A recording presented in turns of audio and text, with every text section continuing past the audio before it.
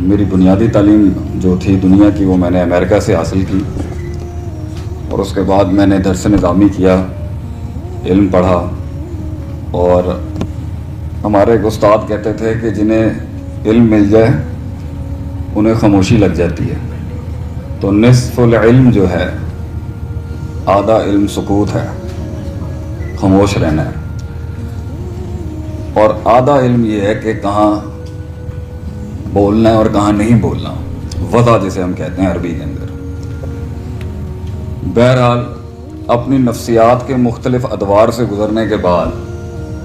Going through different phases of my life, میں نے اپنی نفسیات کے اندر بھی بڑا رد عمل دیکھا ہے،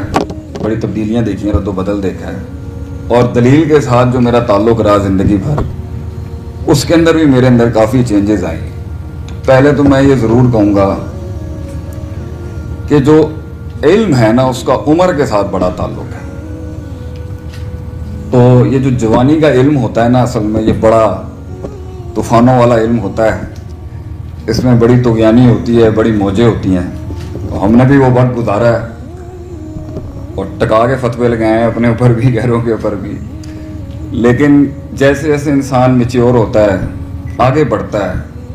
اپنے ہال سے باہر نکلتا ہے، کنویں سے باہر نکلتا ہے مینڈا کپتے ہیں، تو اسے پتہ چلتا ہے کہ کہانی نہ ذرا مختلف ہے، اس طرح کی نہیں ہے۔ بہرحال یہ بڑا مشکل کام ہے کہ وہ جو مقید ہے نا وہاں سے، جو قید ہوا ہوا ہے وہ وہاں سے کھلے جا کے۔ تو میں نے پھر خاص ریسرچ کی 5-6 سال پہلے، 7 سال پہلے، کیونکہ مدارس، درس نظامی اور علماء ہمارا قبیلہ ہیں، اور میری تو الحمدللہ شادی ہی ایک علمی گھرانے میں ہو گئی، تو میری بیگم جہیز میں شیخ الحدیث ہی لے کے آئی تھی الحمدللہ۔ تو پڑھا بھی ہم نے بڑے بزرگوں سے، جوانوں سے میں نے کم ہی پڑھا ہے۔ تو میرا اصل جو فوکس تھا وہ یہ تھا کہ جو آپسی ہماری لڑائیاں، جنگیں ہیں نا، وہ تو میں نے بہت دیکھی ہیں۔ میں یہ پہلے ہی 7 سال پہلے پریڈکٹ کر گیا تھا کہ کلکم رائن و کلکم مسئول عن رعیتہ کے تحت، کہ ہر آدمی کی ایک سلطنت ہے، اللہ نے کہا ہے، نبی صلی اللہ علیہ وسلم نے فرمایا ہے، اور وہ اپنی سلطنت اور رعایا کا جتنا بھی حصہ اس کے حق میں اللہ نے دیا ہوا وہ اس کے لیے سوال کیا جائے گا۔ تو میں اپنے تخصص کو لے گیا اس طرف اللہ کی رحمت سے کہ یہ لیڈرشپ، قیادت، جنہوں نے 3 بر اعظموں کو فقہی لحاظ سے سلوشنز اور استدلال اور استنباط اور اجتہاد کی اتنی لمبے باب باندھے ہیں جنہوں نے، اور میں کسی کو جو آتا بھی ہے نا دین کی طرف یا علمی رجحان رکھتا ہے، میں اسے صرف کتابوں کا اپنی لائبریری میں یا بڑے علماء کی لائبریری لے کے جاتا ہوں کہ صرف کام دکھا دیں نا ہم کہ ہمارے بڑوں نے کام کیا کیا ہوا، تو یہ پلازہ چھوٹا پڑ جائے میرے خیال سے۔ مکتبہ حمد بھی ایک بڑی مثال ہے، وہاں جائیں آپ، مطلب بندہ ہی خاموش ہو جاتا ہے۔ میرے پاس آتے ہیں میرے بچے ہیں، میں نے امریکہ، یورپ، انگلینڈ کے بڑے بڑے یونیورسٹیوں کے گریجویٹس ہیں جو مجھ سے پڑھتے رہے، تو میں پہلے جو ہمارے استادوں نے جس طرح ہمارا کبر توڑا تھا ہمیں لائن پہ لانے کے لیے، تو ہم بھی اس کا مزاج توڑنے کے لیے جو کہیں باہر کی تحقیق بھی پڑھ کے آتا ہے کہ بھائی ہمارے والوں کا بھی کام دیکھ لے، کم نہیں ہے ہمارے والے۔ تو اس کے اندر میرا جو وقت میرا کم ہے، میرا سیشن 2 گھنٹے کا تھا 3 دن میں پہلے ہی معافی چاہتا ہوں، میں آ نہیں سکا آپ لوگوں کے پاس، آپ کی خدمت میں کچھ پیش نہیں کر سکا۔ تو میرا جب اس طرف رجحان گیا کہ جی ہمارے جو چیلنجز ہیں وہ یہ ہیں کہ ہم بہت سے ان مسائل کو ایڈریس نہیں کر پا رہے، اور لوگوں میں ایک ویکیوم اور گیپ کریٹ ہو گیا کہ شاید دین جو ہے نا وہ صرف 15 20 25 مسائلوں کا ہی نام ہے، اور جو اتنی بڑی انسانی نفسیات اور انسان کی مختلف جہات کا اجتماعی انفرادی لحاظ سے جو تعلق تھا، جس کو ہمارا پورا دین اور ہمارے علماء اور مجتہدین نے ایڈریس کیا اتنی صدیوں میں، وہ پیش نہیں ہو رہا سامنے۔ اور ہمارے بچوں نے یہ سوچنا شروع کر دیا، قوم نے یہ سوچنا شروع کر دیا کہ ہم جو ہیں بحیثیت میں مولوی ابھی کہوں اپنے آپ کو، ہم ایڈریس ہی نہیں کر سکتے۔ اسٹریٹجک مینجمنٹ ہو، لیڈرشپ ہو، ہیومن ریسورس مینجمنٹ ہو، آرٹ آف وار ہو، اس کا ایک بڑا تعلق یہ ڈیورسٹی اور تنوع، مجھے مفتی علامہ سجاد مدنی حفظہ اللہ انہوں نے مجھے دیا تھا کہ ڈیورسٹی، تو میں نے میرا اپنا ہی کورس تھا اس پہ کہ تنوع جو ہوتا ہے کہ فتوے میں کتنا تنوع ہے، اسی پر اگر یہاں جتنے قداور لوگ بیٹھے ہیں، میں گستاخی کر رہا ہوں، پہلے ہی معافی مانگتا ہوں، علماء کا کہ زبان چلانا ویسے ہی بڑا مشکل کام ہے، یہ اسی پر اگر ورک شاپ کر لیں کہ فتوے میں کتنا تنوع ہے آپ صلی اللہ علیہ وسلم کی زندگی میں، ایک ہی موضوع اور کلیے کو 5 طریقوں سے جو ڈیل کیا وہ علیحدہ حسن ہے، اور جو قومیں ساتھ آپ نے اپنے ساتھ جوڑی ہیں وہ محض ایک عبارت کی دلیل نہیں، ایک دلیل وہاں صرف محض عبارت نہیں تھی، وہ بہت کچھ تھا جس کے تحت لوگ جڑتے تھے آپ صلی اللہ علیہ وسلم کے ساتھ، وہ بہت کچھ تھا۔ اور میں یہ جاننا چاہتا تھا، کیونکہ میں خود بڑا انقلابی رہا ہوں، تو میں خود یہ سوچتا تھا کہ ما فوق الفطرت تو الذین یؤمنون بالغیب کے مصداق میں تو بڑی چیزیں ہیں جس سے ہم کہہ سکتے ہیں کہ جی جو آپ صلی اللہ علیہ وسلم اتنا بڑا لوگوں کی زندگی میں انقلاب لائے۔ میرا تخصص ما تحت الفطرت میں چلا گیا کہ جو سپر نیچرل سے نکل کے جو نیچرل ایگزرشنز تھی، زمینی قائم جو انہوں نے کیا، وہ کیا تھا کہ اتنے بڑے بڑے مخالف جو تھے وہ اس سمندر میں ڈوب گئے، اپنے ان کا کبر ڈوب گیا آپ صلی اللہ علیہ وسلم کی زندگی کے اندر۔ کیا چیز تھی وہ؟ میں خود اتنی شکست دیکھی ہے میں نے زندگی میں، اتنے بچے پڑھائے میں نے لائف میں۔ ریٹینشن کارپوریٹ سیکٹر کا بھی بڑا ایشو ہے کہ ان کے امپلائیز اور ملازمین ٹکتے ہی نہیں ہیں، اور ہمارا بھی بڑا ایشو رہا ہے کہ یار انہوں نے کس طریقے اکٹھا کریے تھے کہ یہ ساتھ روکنا مشکل کام ہے۔ اس پر میں بڑی پھر سوچتا تھا کہ کیا شان تھی آپ صلی اللہ علیہ وسلم کی، کیا ہوتا کیا تھا کہ وہ ایسا وہ سحر ان پر چلتا تھا، ان کے حسن کا، ان کے جمال کا، ان کے کیا تھا۔ تو اس میں ایک مجھے موضوع ملا، یہ افراد تفرید جو ہے نا، یہ وضع الشیء علی موضعہ، جو اصل دین کی اصل اساس ہے کہ وضع الشیء علی موضعہ، چیز کو اس کے وضع پر رکھنا، اور اس کو حق کہا گیا ہے، عدل کہا گیا، اور وضع الشیء علی غیر موضعہ، وہاں رکھ دینا اس چیز کو جہاں اس کا محل نہیں تھا، اس کو ظلم کی تعبیر دیا ہے علم نے۔ تو یہ بچوں کا کام نہیں ہے۔ ہمارے استاد کہتے تھے ہمیں یہ چوزے کاکوں کا کام نہیں ہے گا پتر، کہ تو نے 25-50 کتابیں تو نے پڑھ لی ہیں تو تو اب میدان میں اتر کے اتنی بڑی جمعیت کے تو مسئلے سولو کر لے گا، بیٹا یہ تیرا کام نہیں ہے۔ اس لیے ہمارے ایک شیخ کہتے تھے 40 سال سے پہلے کتاب نہ لکھی، اندر سے اپنے آپ کو گزرنے دے ان مختلف ادوار مزاجوں سے، ملنے دے لوگوں کے ساتھ۔ علم جو جنگ میں نہ اترا وہ کندن کیسے بنے گا؟ اس لیے تو وہ علم جو عمل نہ بن سکا، نیت نہ بن سکا، وہ نیت قصد نہ بن سکی، وہ قصد عزم نہیں بن سکا، وہ عزم ارادہ نہ بن سکا، وہ ارادہ عمل نہ بن سکا، وہ عمل نتیجے نہ لا سکا، وہ نتیجے محاسبہ نہ کرا سکا، محاسبے توبہ نہ کرا سکا، توبہ پھر علم ریکٹیفائی نہیں کرا سکا۔ تو یہ آیت کہاں جائے گی؟ کمثل الحمار یحمل اسفار، یہ تو گدھا ہے جس نے اپنے پر کتابیں لاد لی ہیں۔ تو علم تو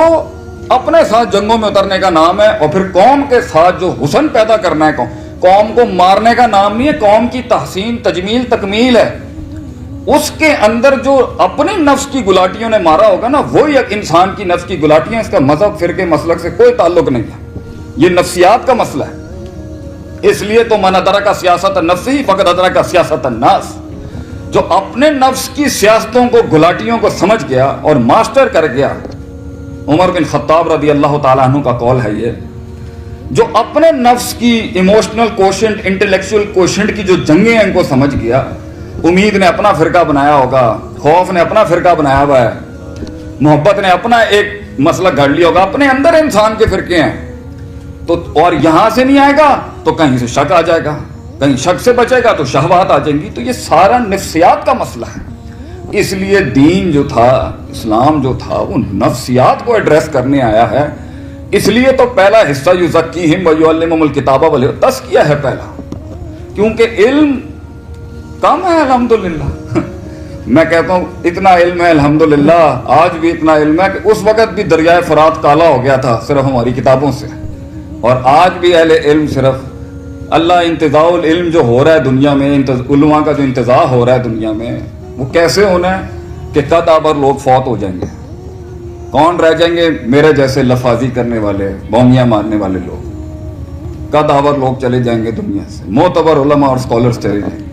جنہوں نے زندگیاں کاٹی ہیں 50-50 سال عبارتوں میں، نصوص میں، اپنی زندگیاں انہوں نے دفن کر لیا، دبا لیا اپنے آپ کو، تب جا کے کہیں وہ اپنی رائے دیتے ہیں۔ اس لیے کبار جو ہیں، ہمارا جو علمی اصطلاح ہے کہ کبار علماء جو ہیں ان کے زیر نگرانی رہنا چاہیے انسان کو، کہ کبار کی رائے پہلے سنیں، کبار علماء کیا کہہ رہے ہیں کسی بھی مسلک کے، کبار جو ان کے قائدین ہیں ان کی رائے دیکھیں کیا ہے۔ آپ دیکھیں گے آپ کو کبھی بھی اس میں افراط تفریط نہیں ملے گی، اور اگر ہوگی بھی تو ان کا جو مزاج ہوگا، جو حسن ہوگا ان کا اختلاف کرنے کا، وہ میرے جیسے لوگوں کا نہیں ہوگا جنہیں ابھی چڑھی تو نے کہا آپ بے پھر میں تمہیں دسنا گئے۔ بڑے مناظرے دیکھے ہیں ہم نے بھی، بڑی لڑائیاں دیکھی ہیں ہم نے اس پاکستان کے اندر بھی، لیکن مسئلہ یہ ہے کہ یہ جو وضع ہے نا، افراط تفریط جو ہے، یہ نفسیات میں ہوتی ہے، دلیل میں نہیں ہوتی، نس کے اندر نہیں ہوتی افراط تفریط، مزاج میں افراط تفریط ہوتی ہے۔ دلیل تو باطل کو بھی مل جائے گی اور حق کو بھی مل جائے گی، تو نفس کو ٹھیک کرنا مسئلہ مقصود ہے، دلیل کے ساتھ کھیل کود کس طرح کرنی ہے یہ مسئلہ بات کا ہے۔ تو جب میں ہی متعصب ہوں گا اور دیکھا نہیں ہے تعصب کا وقت، تو بات کیسے کروں گا اس کے اوپر؟ تو یہ تعصب کے ساتھ جب انسان کے نفس کے اندر ہوگا، اور مجھے پتہ ہے نا کہ سارا خیر میرے اندر ہے اور سارا شر میرے مد مقابل میں، ایسے قومیں نہیں بنتی بھائی جان، ایسے قومیں، اور میں نے دیکھے ہیں یہ وقت، میں بول اس لیے رہا ہوں کہ میں گزرا ہوں، زندگی انہی جنگوں کا نام ہے، گزرتے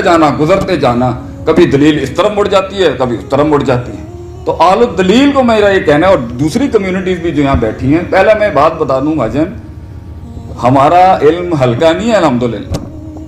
اور انشاءاللہ ہم لے کے جا رہے ہیں، میرا جہاد ہی یہ ہے، ہر مسلک سے میری یہ آفر ہے کہ ایک خاص تخصص کیا جائے، صرف دنیا کو یہ بتانے کے لیے۔ اگر کوئی کہتا ہے نا کہ مولوی سسٹم چلا نہیں سکتا، تو بھائی جان ہم صرف بتانا چاہتے ہیں کہ آپ صرف دورہ کریں نا ہمارے ہاں، تو ہم آپ کو ایسے ہیرے موتی دکھائیں گے جو آپ کو بتا دیں گے کہ یہ 800 لوگوں کی 1000 لوگوں کی کمپنی چلانا کون سی بڑی بات ہے سرکار۔ آپ قرآن حدیث کھولیں گے، ہم آپ کو ریاستیں چلانا سکھا سکتے ہیں کہ اور ہم آہنگی کے ساتھ، فساد نہیں ہوگا ہمارے فتوے میں، لیکن ہماری جو رخ ہے اور علماء کا جو بقا ہے، جس کے اوپر میری زندگی لگ گئی ہے اب، کہ ہمیں موضوعات بدلنے پڑیں گے، ہمیں اپنے سبجیکٹس بدلنے پڑیں گے۔ رسک مینجمنٹ ہمارا سبجیکٹ ہے، جتنے شیوخ یہاں بیٹھے ہیں جس مسلک، یہ ہمارا سبجیکٹ ہے رسک مینجمنٹ۔ اس کے اوپر ٹونی رابنز میدان مار کے آگے سے، میں نے یہ نقطہ بڑے کبار علماء کی کتاب میں پڑھا، اور 700 سال پرانا استدلال ہے کہ اللہ نے 6 دن میں دنیا اس لیے بنائی، اگرچہ انما امرؤ اذا اراد شیئا ان یقول له کن فیکون، تاکہ اللہ سبق یہ سکھا رہا ہے کہ تو 5 منٹوں کے اندر دنیا نہ بنائی اپنی، یہ 5 منٹوں کے انقلاب کسی کام کے نہیں ہوتے، درجہ بدرجہ اصول التدرج فی الشریعہ، تدرج کے اصول کے اوپر یہاں ہمارے کسی مدرسے کے میرے خیال سے 5ویں 6 سال کے بچے کو کھڑا کرتے ہیں، وہی شروع ہو جائے گا الحمدللہ، لیکن ہماری جہت نہیں جا رہی اس طرح۔ تو جب اسٹیون کوی نے اپنی کتاب میں یہ نقطہ نقل کیا نا، میں نے اپنے شاگرد کو کہا، اپنے بچے کو، میں کہا دیکھ یار، ہم آہ بھی کرتے ہیں تو ہو جاتے ہیں بدنام، کوئی قتل بھی کر جائے تو چرچا نہیں ہوتا۔ تو میرے اپنے دین کے لوگوں کو اور دوسرے مذاہب کی انٹرفیتھ ہارمونی بھی میں نے کافی کانفرنسز کی ہیں، کچھ نادان کہہ لیں، کچھ بچے کہہ لیں آپ، کچھ امیچور لوگ، یہ صرف اسلام کا ایشو نہیں ہے، یہ ہر مسلک مذہب کے لوگ رہے ہیں، یہ تاریخ رہی ہے، یہ بے وقوفیاں ہمیشہ سے رہی ہیں۔ جیسے جیسے وقت میچور ہوتا ہے، جیسے جیسے شادیاں ہوتی ہیں انسان کی، جیسے جیسے بیوی کی مار کھاتا ہے آدمی، اور اسے پتہ چلتا ہے اس حدیث کے مصداق میں کہ وہ نہیں کہنا ہوتا بیگم کو، نبی صلی اللہ علیہ وسلم کا فرمان ہے کہ لفظوں کا رد و بدل کر کہیں چل سکتا ہے تو وہ بیوی کی تعریف میں ہو سکتا ہے، کیونکہ وہاں پٹھی پہ جائے گی کہانی اگر آپ نے حق بول دیا وہاں پر۔ اور 2 بھائیوں کی صلح کے اندر لفظوں کا رد و بدل شرعاً جائز ہے فقہ کے لحاظ سے، اور الفاظوں کا رد و بدل الحرب خدتن، جنگوں کے اندر بھی ایسے نہیں ہو سکتا ہم کہتے ہیں جی یہاں پڑھیں آ کے لے جائیں ہمارے مسائل۔ یہ شریعت آہی اس لیے تھی انسانوں کو اس وضع پر حل دینے کے لیے، یہ لکیر نہیں ہے، اور مجھے اس سے نکلنے کے اندر صدیاں لگیں، یہ لکیر نہیں ہے۔ اگر صرف اسلامک جورسپروڈنس اور فقہ کے کورسز کا، فقہ کا حسن پیدا کر دیا جائے، بنسبت فقہ سے جو ایک تنفر کرایا جاتا ہے لوگوں کو، اگر ہم محبت پر فقہ کی ڈیپتھ پیدا کر دیں، آپ خود کہیں گے جی بڑے بڑے ادیان ہم سے مسائل کے حل لینے آتے تھے ایک زمانے کے اندر، کیونکہ ہم میں ڈیورسٹی تھی۔ ایک مسئلے کو یوں کہا، اسی موضوع پہ آپ صلی اللہ علیہ وسلم کا فتویٰ دوسرے کے لیے مختلف ہے، کیونکہ لوگ مختلف ہیں، جنس مختلف ہے، مزاج مختلف ہے، تربیت مختلف ہے، پیچھے کی سائیکالوجی مختلف ہے، یہ سب چیزوں کے ساتھ فتویٰ ایک کیسے ہو سکتا ہے؟ پھر کلیات، کل کو شریعت کا ایک میکرو کینوس ہے، پھر ایک مائکرو کینوس ہے، کل کو لے کے جز کی دلیل کو پڑھنا، جز کو لے کے کل کو چھوڑ دینا، یہی فساد ہے۔ پھر خیر شر کا موازنہ اس پر میری علماء سے جتنے قداور شیوخ بیٹھے ہیں یہاں پر جس مسئلہ میری درخواست ہے ایک خطبہ جمعہ ہونا چاہیے اس پر خیر اور شر کے موازنے پہ علماء اور آپ صلی اللہ علیہ وسلم کی زندگی کتنی وسیع رہی ہے آپ کی زندگی کتنا خیر اور کتنا شر برداشت کیا ہے چھوٹے سے حسن کو پیدا کرنے کے یہ ہمارے سبجیکٹس تھے higher evil lesser evil higher good lesser good یہ ہمارے تھے میں پڑھ رہا تھا معذرت چاہتا ہوں آخری اعلام الموقن میں ابن قیم رحمہ اللہ علیہ کی آخری باب پڑھیں تغییر الفتوہ بتغییر الازمنہ والامکنہ کہ فتوے میں تغیر کیسے آتا ہے زمانے اور مکان کے بدلنے تو تبھی تو ہم شو کر سکتے ہیں کہ بھیا ہم لکیر نہیں ہیں ہم ڈائیورس ہیں ہم نے پوری دنیا کے سمندر اپنے سینے میں لینے کا گردہ جگر ہے ہمارا الحمدللہ تو اس میں ہندو بھائی بیٹھے ہیں عیسائی بھائی بیٹھے ہیں یہاں پر جورسپروڈنس کے بادشاہ بیٹھے ہوں گے یہاں پر فقہ کے تو یہ افراد تفرید جو ہے نا یہ ہے اصل مسئلہ اس وجہ اس لیے میں کورس کرانا چاہتا ہوں کیا نہیں بولنا اور ایک ہونا چاہیے کیا نہیں کرنا یہ ہے اصل مسئلے کا حل کرنا ہوتا ہے شاید اس کا دین میں لیکن وہ محل نہیں ہوتا اس کا کرنا بولنی ہوتی ہے وہ بات وہاں پر مگر وہ محل نہیں ہوتا اس کے بولنے ہونا چاہیے وہ مزاج وہاں پر وہ محل نہیں ہوتا وہ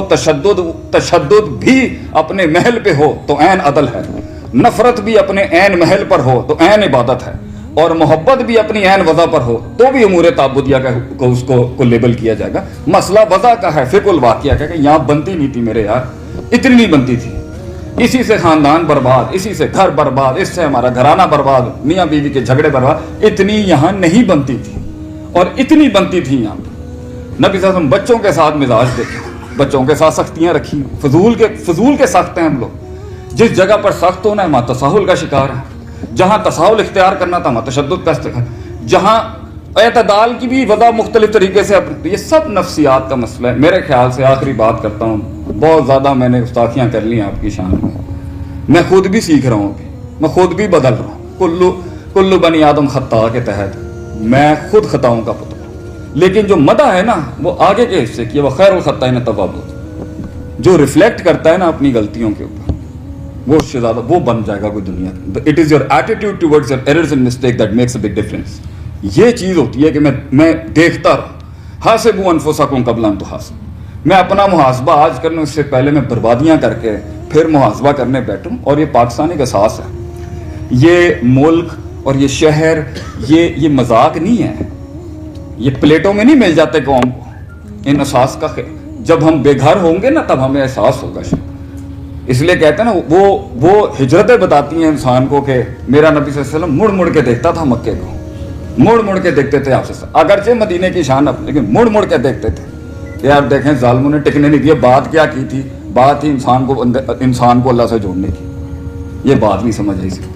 تو ہم میں دیکھنے کے لحاظ سے نا ہر گلدستے کے اپنے پھول ہیں دیکھنے والی آنکھ ہونی چاہیے نہیں دیکھنے کو ملے نا تو ہم سے بڑوں نے ناتا توڑ دیا نہ دیکھنے والے کو ایک غلطی